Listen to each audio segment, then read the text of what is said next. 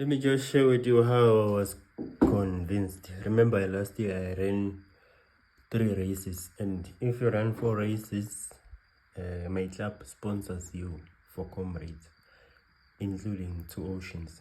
But I'm no longer going to 2 oceans, not unless there is a space. So in those 3 races, I only need 1 race so that I can be sponsored for comrades. So I was convinced that no man, just run 1 race and be sponsored, and run the 2 ultra races, which is the 3-in-1 Cosmos and then the low scope marathon.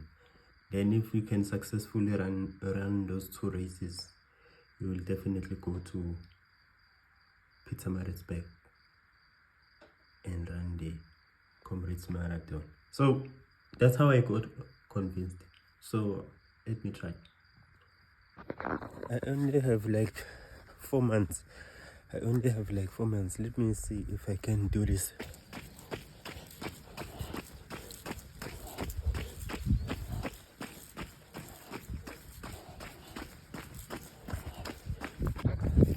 I have successfully run the 10Ks morning training run. I will do the other races around Mpumalanga, which is your Asaka, your Sasol, your Highfield, your Cosmos, and lastly the Ultra, which is low scope.